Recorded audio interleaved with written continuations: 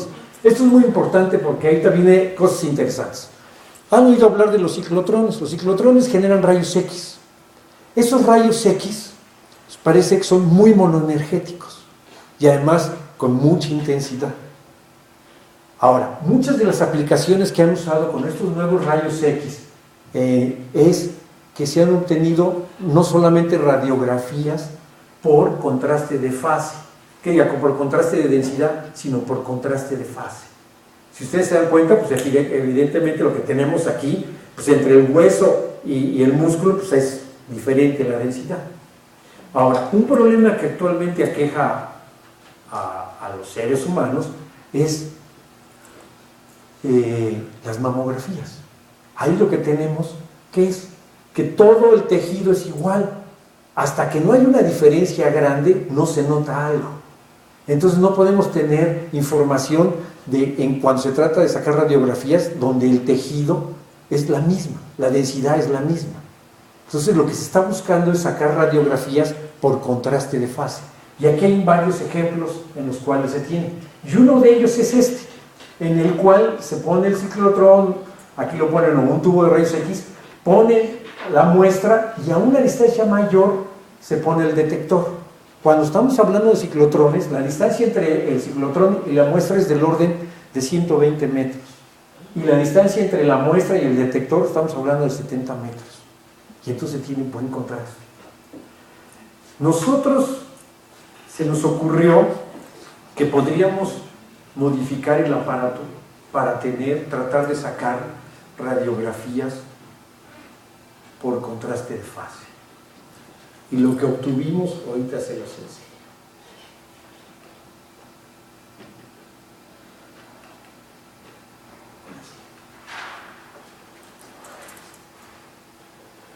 Ay, ya me equivoqué. Pero no, espera. Bonita.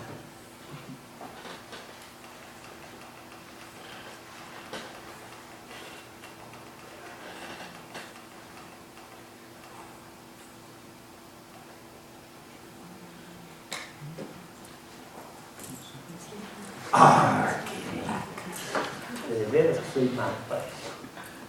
¿Por qué no quiere?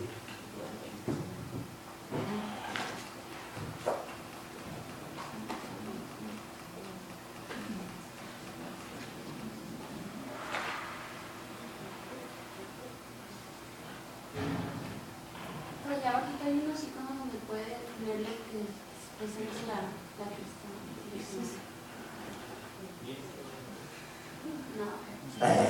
Bueno, entonces lo que nosotros hicimos fue hacer una modificación al electrodo central.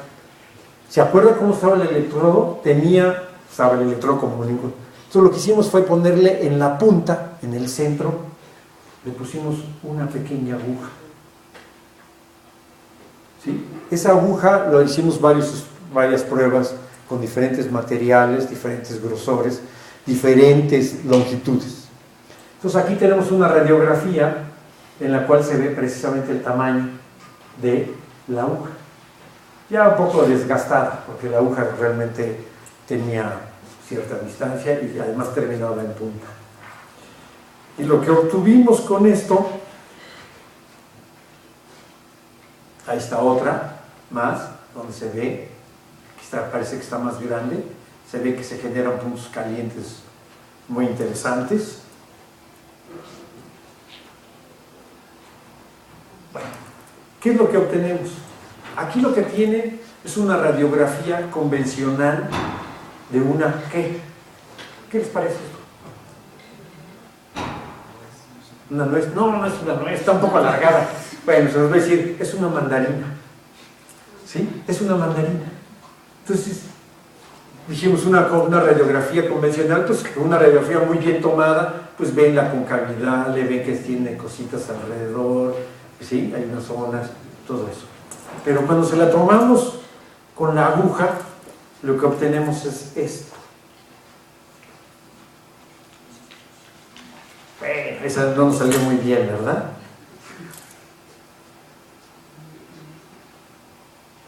Esto es lo que obtenemos. Y jamás partimos la mandarina. Es la misma mandarina que vieron antes. Entonces, ahora, por contraste de fase, yo puedo ver varias cosas. No traje la mejor, otra en la que se alcanza a ver si tiene huesos o no. ¿Sí? O cuántos tiene.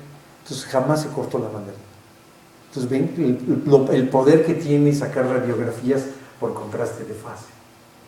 Ahora, actualmente quien está poniendo mucho dinero y muchos estudios son los japoneses en tratar de hacer los aparatos de radiografía convencionales, hacerlos que puedan obtenerse fotografías por contraste de fase, que son mucho mejores. Hay mucha gente todavía que la radiografía convencional, para el caso de mamografía, es mucho mejor que la computarizada. La computarizada pareciera que da más fallas, pero eso ya es que la gente de física médica se encargue de esas cosas. Pero estas son algunas de las aplicaciones que tenemos directas en el aparato. ¿Sí? Ahora, muchas de otras, el aparato en otra época se pensó que esta cosa se podía extrapolar, hacerlo grandote, y puede ser tan repetitivo como uno quiera. Y entonces se pensó que a lo mejor esto podía servir para un reactor de fusión. Ya, eso se olvidó hace algunos años. También en otras épocas, cuando estuvo de moda la guerra de las galaxias, este tipo de aparatos está de un lado de la barrera en Los Álamos, pasó hacia adentro de la barrera de Los Álamos, porque se pensó que podía usarse en la guerra de las galaxias como un cañón, que en realidad es un cañón. Ese haz de iones que yo les dije que se generaban, ¿ustedes qué esperan que lleve? ¿Qué energía? Si yo lo opero a 38 kilovolts o 50 kilovolts, pues ustedes esperan que la energía que lleva esos iones sea del orden de 50 keV, simplemente. Pero no, hemos encontrado que esto genera iones que tienen el orden de 2-3 MeV. Entonces eso ha servido para... La NASA lo estudió en otra época como posible, ¿cómo se llama?, propulsor en naves espaciales. Entonces, este aparato, así como lo ven, de sencillo, tiene todavía un montón de física y tiene un montón de aplicaciones. Esos neutrones se ha pensado también hacerlo pequeño. Tenemos un convenio con una de las universidades de Argentina en hacerlo pequeño, y lo que se utilizaría es para buscar agua. Esa es la idea, hacerlo pequeño y funcional. Además, como fuente de neutrones es muy importante, porque mientras ustedes no lo operen, pues no genera neutrones, entonces no es ningún peligro, no tenemos que ponerlo en un contenedor gigante. Además es muy localizado, y eso se está utilizando, por ejemplo, para buscar agua. O también se utiliza en una banda de aeropuertos para hacer interaccionar neutrones con explosivos plásticos, y entonces ahí se detecta. Son algunas de las aplicaciones que tiene este aparato. ¿Sí?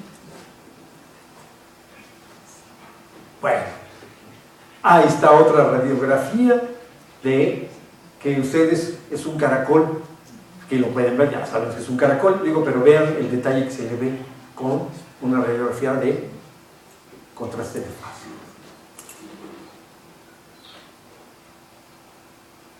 Bueno, ahora vamos a hablar un poco de los neutrones, como les decía yo. Entonces, este sistema que tengo aquí es un sistema formado por detectores de centelleo con fotomultiplicador. Esta partecita que está aquí es el puro centellador. Esto que va de aquí hasta acá va el fotomultiplicador, y esta es la base. Nosotros habíamos hecho un trabajo en el cual medimos los neutrones generados vistos desde atrás del aparato. ¿Sí? Si está aquí es el eje, aquí está el cero, entonces a 180 grados, y encontramos que había un efecto Doppler en la generación. ¿Y por qué eso ocurre? Resulta que los dos mecanismos por los cuales se generan los neutrones en ese proceso de fusión, en particular en estas condiciones que tenemos, es uno, el proceso termonuclear normal de la reacción de deuterio, y otro proceso que, como es cilíndrico y se presentan las inestabilidades magneto-hidrodinámicas, se separa la carga. Entonces, al separar la carga y hay campos eléctricos y magnéticos muy intensos, esto hace que el haz de iones se aceleren y pegue con los demás, con los remanentes. Entonces hay un proceso de producción de neutrones por el proceso de haz blanco. Cuando nosotros hicimos la medición a 180 grados, vimos ese corregimiento doble en la producción de los neutrones. Entonces, pero a nosotros nos cuestionaron porque antes no teníamos todos los detectores iguales. En este momento ya tenemos todos, se tuvieron que comprar todos los detectores iguales, o sea, los centelladores iguales, los fotomultiplicadores y las bases iguales para poder hacer nuevamente esa prueba de ver cuál de los dos mecanismos es el que más pinta en un momento determinado. Ahora, eso ya lo entendimos. Nosotros podemos manejar los parámetros para que en un momento determinado pinte más el proceso termonuclear o pinte más el proceso haz blanco. ¿Sí? Esas son de las cosas que uno va aprendiendo y uno puede ir estudiando. Ahora, aquí hay una señal, aquí está.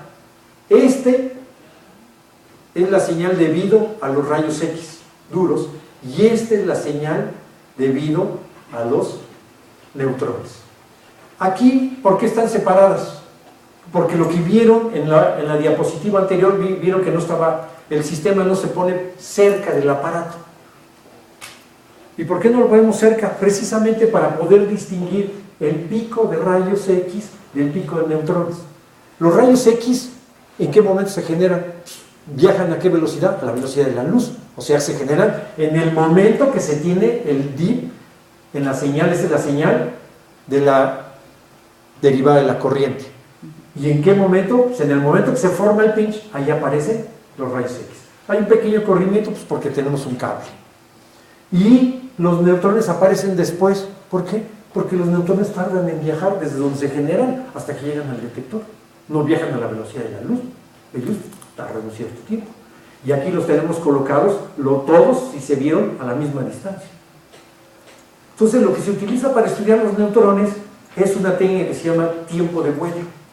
¿Cuánto tardan? Tiempo de vuelo es para ver cuánto tardan los neutrones en llegar desde donde se generan hasta donde llegan al detector. Porque no viajan a la velocidad de la luz. Y eso nos permite hacer varias cosas. Ahí está nuevamente. Aquí ya empiezan a estar las señales separadas, ¿verdad? ¿De qué pasa? Empezamos. Ahora, aquí ustedes van a decir, ¿por qué tiene las señales de los rayos X son diferentes? Resulta que de abajo, lo que hicimos fue, el detector, todo lo cubrimos de plomo. Una cierta cantidad de plomo, que nos inhibe mucho de los rayos X.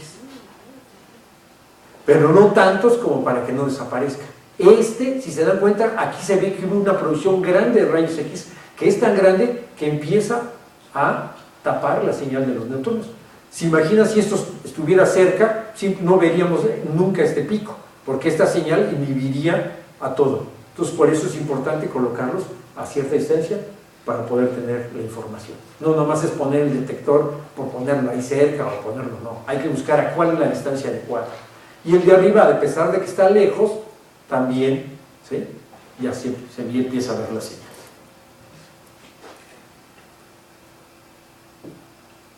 Estas son otras señales, ¿se dan cuenta? Aquí ya está mucho menor de lo que se presenta aquí. Aquí, si se dan cuenta, es lo que yo les decía, la idea de todo esto es que no se generen dos láminas, porque si en el momento que se producen dos láminas, aparece una que es muy fuerte y luego viene una remanente, y las dos se van a colapsar, y al colapsarse nos generan dos picos de rayos X, que aquí por el plomo no se ve, y empieza a inhibirnos la señal de los neutrones. Aquí esta es una en la cual vemos precisamente la separación. Esta está a 5 metros, esta está a 6 y esta está a 7. Entonces vemos bien la separación entre una y otra. Para poder hacer estudios de todo esto, generalmente lo hemos hecho hasta 12 y 14 y 17 metros. Hemos colocado los detectores. Nosotros hemos medido los neutrones de nuestro aparato bien hasta 22 metros. Claro, también hemos medido a 46.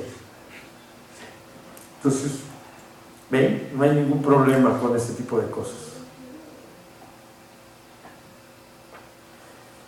Si se dan cuenta aquí le hemos puesto parafina para inhibir un poco los neutrones. Aquí lo hemos hecho simple y sencillamente sin ninguna. Entonces, se pueden hacer estudios de diferentes cosas poniéndolos diferentes, dijéramos, aislantes a cada uno de los sistemas. En realidad, la altura del pico no es interesante. Lo que tiene uno que hacerle para tener información relevante de estas señales es integrarlas. Cuando uno las integra y las compara contra el número de cuentas, este número de cuentas es lo que se obtiene con los detectores de plata activada. Ustedes han oído hablar de los detectores de plata activada, ¿o no? Bueno, un detector de plata activada, ustedes saben que el viernes estuvieron en el reactor y les dijeron que ese reactor se utiliza precisamente para activar materiales. En la época que yo era estudiante y fui a trabajar a ese laboratorio, en particular a ese reactor, trabajé con la hermana del doctor Leicu. Ustedes conocen al doctor Leicu. Su hermana es química y ella trabajaba ahí. Y en esa época, en esas primeras épocas, era cuando empezaron a salir las latas de cerveza, que no eran como las de ahora. En esa época se cerraban las tapas, se soldaban con plomo. Entonces, lo que se estudiaba era ver cuánto de ese plomo se iba al líquido. Entonces, pues me gustó cuando me dijeron que se trataba de cerveza. Entonces, pero hay que pararse, ¿no? ¿Qué no saben el lema de un físico? Me imagino que todos son físicos, ¿verdad? O digo, al menos lo intentamos. Yo por eso estudié física, porque mi maestro de la prepa me dijo, el lema de un físico es, físico que no toma es como una flor sin aroma. Y yo dije, no, ahí está mi futuro, ¿no? Así que, y bueno, y este fin de semana vi que algunas y algunos sí eran buenos físicos, ¿verdad, compañerita? Entonces digo, veo que ustedes están en esta carrera por motivaciones muy personales, ¿no? Bueno, entonces, en esa época lo que hacíamos era precisamente eso, hacíamos cerveza, se llevaba al reactor, se activaba, se regresaba y se estudiaba con lo más moderno que había en esos momentos, que era un detector de germanio hiperpuro. ¡Sas! Se veía el espectro y se veía qué cantidad de plomo se iba. Y otra cosa que también estaba muy de moda en esas épocas es que se utilizaba arsénico en los fertilizantes para café. Y entonces decíamos, ¿cuánto café, cuánto arsénico se va al café? Y bueno, había que traer muestras de café. Y dije, bueno, otra debilidad de un físico, aparte de la cerveza, pues es el café. Y después de la cerveza, a las 24 horas, pues hay que tomar un cafecito, ¿no? Porque si no, es que otra cosa lo recupera uno, ¿no? Entonces dije, bueno, ¿sabes? Un café. Dije, no, ahí caí, pero sí redondo, ¿no? Dije, doctora, ¿y a qué hora empezamos a probar la cerveza? A ver si me hace algún efecto, ¿no? Me dijo, no, hay que llevarla a los cuartos fríos. Ah, bueno, dije, bueno. Entonces, un cafecito, ¿no? Entonces ahí veíamos precisamente, ¿y qué creen? En los cafés solubles, como son el legal, el famosísimo café legal, el Nescafé, pues no llegaba a nada. Entonces ahí nos dimos cuenta pues que ni café eran, ¿no? Llevaban garbanzo, haba, sangre de toro. Bueno, para los que toman Nescafé, pues sí, ¿no? Esas son las cosas que le ponen al Nescafé, ¿no? Pues sí, uno dice, de los anuncios que salen, tómense un Nescafé y va a ver cómo se levanta. No, pues con semejantes cosas que le echa, pues ¿quién no se va a levantar, no? Entonces, yo que ustedes me pongo a ver qué es lo que hay, ¿no? Entonces, activación, ¿qué significa? Tienes algo que llegan los neutrones, que tienen que tener también, nuevamente, como en el caso de la fisión, una cierta energía que tiene que ser energías bajas. En el caso de los detectores de plata activada, que su nombre lo dice, ¿qué es lo que activamos? La plata.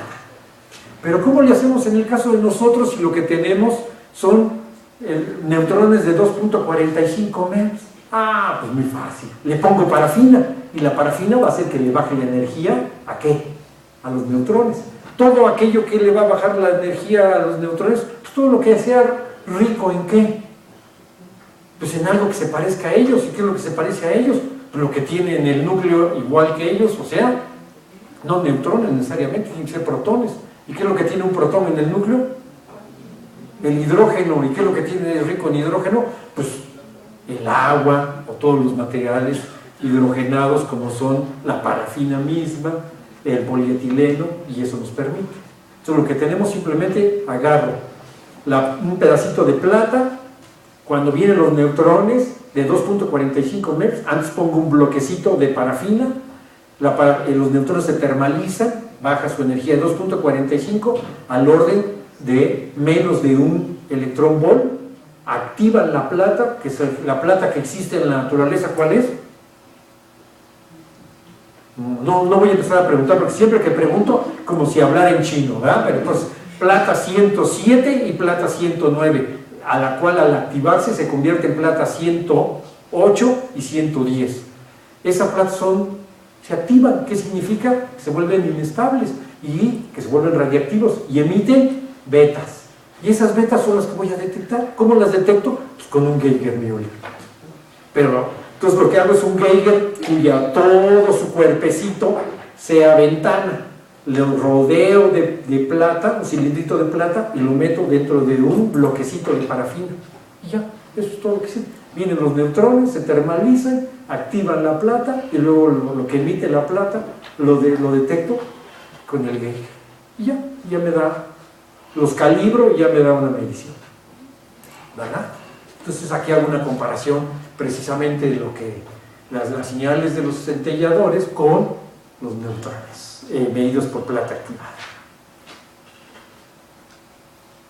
Y aquí saco un espectro, bueno, simplemente aquí la energía contra la frecuencia que se presenta con las señales cuando tenemos a 5 metros, a 6 metros y a 7 metros. Y vemos que pues más o menos sí está esto bien centrado alrededor de 2.5, 2.45 metros. Entonces no andamos mal en la medición. Una forma de sacar información del espectro. Ahí está. El profesor Castillo le recuerda que ya terminó. No, empecé tarde. Y eso no implica nada. Ya voy a acabar, doctor.